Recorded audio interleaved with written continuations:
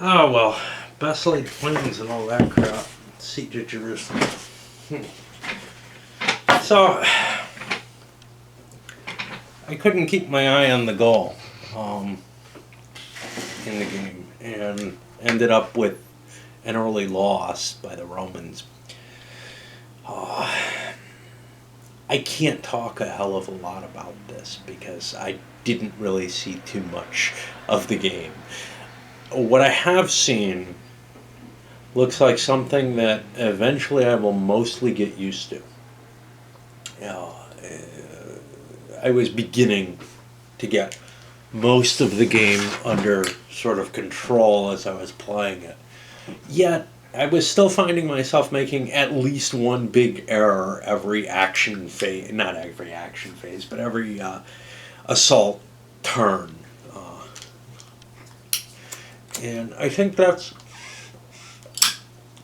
probably one of the biggest complaints that I have about this is so much of the game is contained in these very tiny little, hard to read for me, modifiers to all the different charts.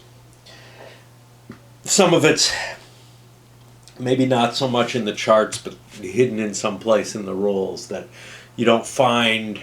You read it, you remembered it once, but it doesn't really stick very well, and you find out partway through, your assault that, oh shit, I've screwed up a lot. Now that happened again and again and again. I know I'm not the most conscientious reader or follower of rules anyhow.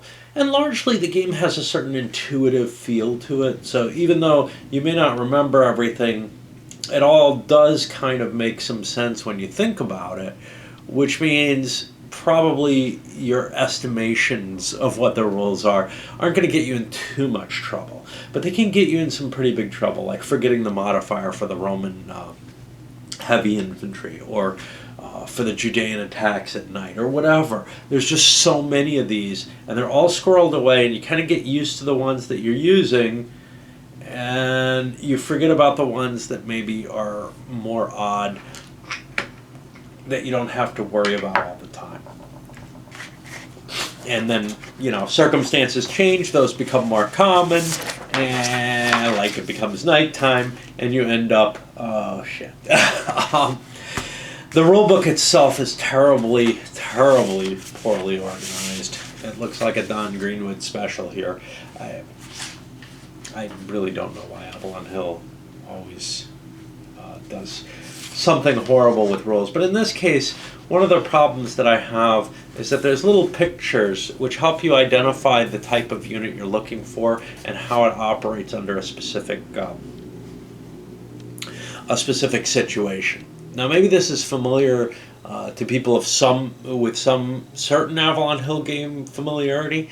I know a lot of people compare this to ASL, and that may be why I kind of remember ASL and Squad Leader having these kind of pictures next to things to help find things. Well, when I see a picture like that, I expect it's going to give me all the rules on that particular item, that particular special thing. So when something's not there, that I vaguely remember, I think, oh, I must have made that up in my head or whatever.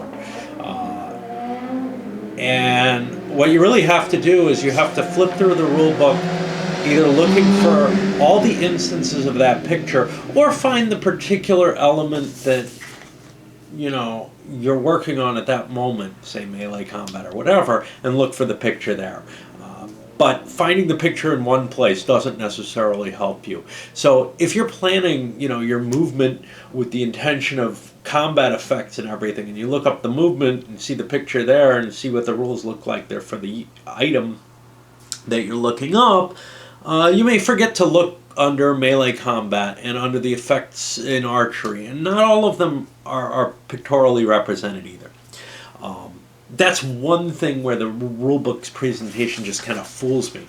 But there's much, much worse situations. The thing that hurt me the most was the assault periods. I read this and thought that it was talking about the between assault section, because some of it is, but other parts of it, most of it, is actually about within a given scenario assault period, whatever, because there's another one, the assault period interface, which is entirely about the interface section, but parts of the interface are included in the other thing. So, for example, what is it? The Jewish reinforcements, I think, yeah, like Roman replacements are in here, and they come in between assault periods, whereas the Jewish replacements come in during the, the Jewish reserves come in during the reinforcements, but both sides' replacements are listed here. Just, things like that help confuse you as to what the game is actually about, as to how it's going to flow. They're just placed in the wrong place. There may be some ambiguities in here. I don't really remember seeing any. It seemed pretty solid, but I know some people have complained about ambiguities or missing rolls or something like that. Components, you got your Avalon Hill standard components. Now, you have these bigger and smaller counters, and the bigger counters sit on top of a stack of smaller counters with smaller counters on top of them in some cases. And it's all meant to represent the towers and all this. It makes sense in a lot of ways, but it actually makes for this crowded and heavily congested game to be more difficult to operate under. I'm not sure what the solution is. I think there's something kind of cute about the larger counters, although I have to say the larger cav are kind of weird, although something ought to distinguish them from the infantry, because you really don't want to get them in the fight in general. There's a lot to remember in this game, and when you're trying to remember all the little modifiers and how the game kind of operates and what your victory conditions are for specific areas in terms of converting them, it isn't too hard to forget that, oh shit, I gotta watch how many casualties I have. And if you were actually watching that, which I wasn't, which ended the game early, you'd have to be constantly counting them or keeping a running total somewhere of the number of points of casualties that you've taken, to have an idea of, yeah, we don't want to keep fighting. This is bad. I think if I had called the assaults early, I could have probably kept my at the end of the day, I could have probably kept my casualties below the limit. This is a tough game for the Romans, at least as far as I can see, especially if you cheat against them. But if it looks tough anyhow. They really have to work hard to get purchased through the walls. The breaches help a great deal, but you have to spend a lot of time over on that play aid. You have to spend a lot of time over on the planning section here, the preparation chart. A lot of weeks in order to get a fair chance of getting some good breaches going. And then even when you do, you really kind of want to mass your siege engines up against the wall and start ramming it down before in preparation for further assaults. It's and all the while you're going to be taking horrendous casualties to do the archers. Your testudos aren't going to help you a hell of a lot. The towers and such not will help you, and I probably didn't take them into account as early in the game. I probably was getting units shot out in clear terrain and stuff. I'm not sure, because some of the systems, like the missile chart and everything, they're clear enough. It's just very easy to make some errors when reading these player aids. The player aid is a little small and a little hard to read, and not always the easiest thing to decipher. The map, very, very pretty, especially how it covers the city here, and this is probably the thing that most reminds people of the ASL stuff. It looks kind of like the Red Barricades map. But the one thing that kind of hurts its graphical representation is these colored bastions and such. It's important to call them out. They're important enough that I'm not sure that graphically they could be done in a much nicer way. Maybe a Simonson or someone like that could make them stand out without standing out. I know things like the Toulon map by Legion Games manage to present things in both an attractive manner and also in a manner in which you can assess the situation fairly easily. I think these colored little hex outlines are really kind of bludgeoning the poor map and taking away a lot from its appearance. Something like Lille by SPI, and there's a Simonson design for you, managed to convey the important information. And it's not, it's not an analogous situation. The same techniques wouldn't work there. But they managed to convey that important information without making the map have these ugly little bubbles on it. Those bubbles remind me a little bit of CDGs, etc. This is one I want to take another look at some point. But right now I made some promises as to what was supposed to be the next game. I'm kind of at loose ends about that because I'm nowhere near ready to start it. So I may need to squeeze something moderate sized in there so I have time to read the prequel rules to the game that I'm going to play, because I have to play the prequel, of course. I had some reasons that I wanted to do it this particular game early. In particular, I'm planning on trying to pawn off my my older edition of it at the expo this year. So I don't know quite what I'm going to be doing next. Anyway, in terms of the actual systems and the design for this game and how everything kind of interacts, it seems to work. It seems to provide you with this really awesome feeling as you come into the breaches, for example, where one side's pushing the other back and forth through the breaches. One side's able to get, basically the sequence of play is such that you're able to launch. You have a significant advantage on your own turn, because melee only affects the opponent. So it's very tempting to charge forward and push them back from the territory they want. The actual victory conditions are tough to achieve just for controlling an area in the city.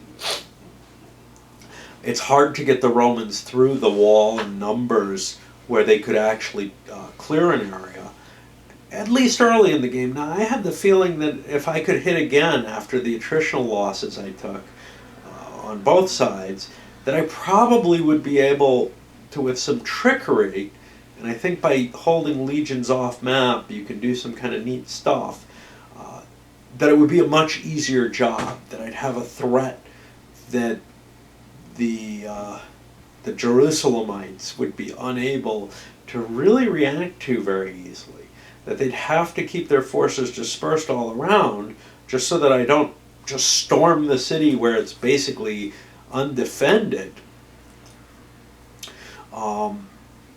And by remaining spread out, I could actually have them all concentrated. It's just maybe two of the legions spearhead the attack and then the other two follow up. Alternatively, maybe the Romans will launch a dual attack again on the next try. But that 400 point for the Roman mutiny, that got in my way, and poor Titus has probably got his head on a pike somewhere, or he's been crucified.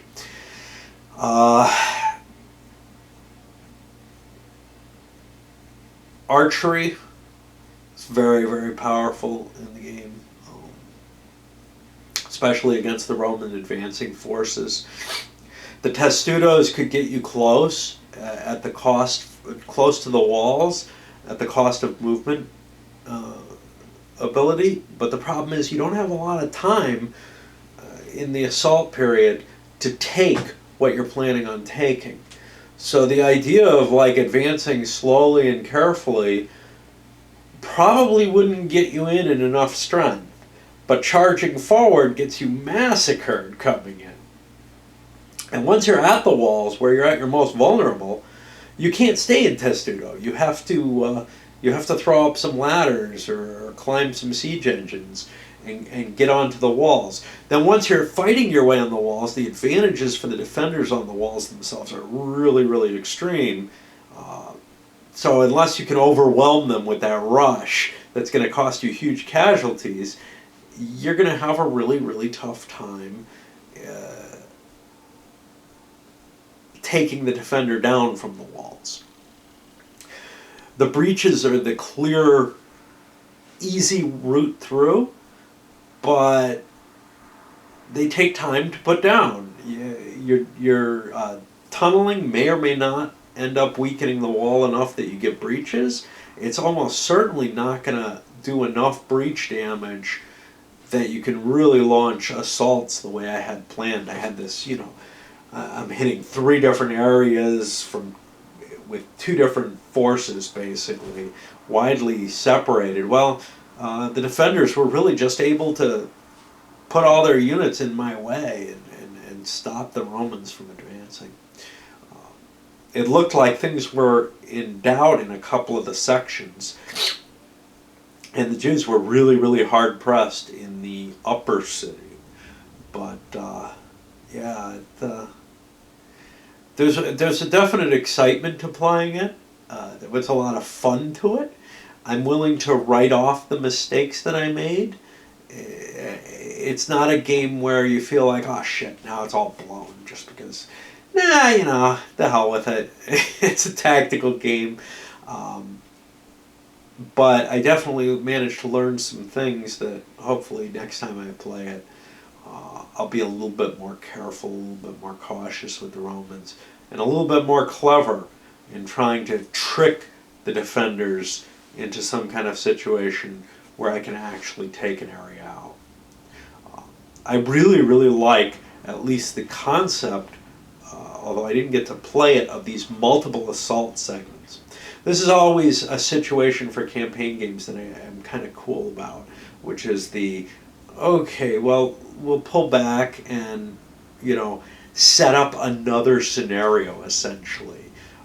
SFB kind of feels that way, where you're, plotting on paper where your attacks are, and some of the things like the economy of force scenario. Game it most reminds me of is Valkenburg Castle in terms of that kind of aspect. That's something I got to put up at some point. But that's a long game for a little micro task force game. Other than that, I don't know what to say. I really kind of wish I had been able to get through more of it. But in some ways it's kind of fortuitous because I do want to get to this other monster shortly. So let's end this up.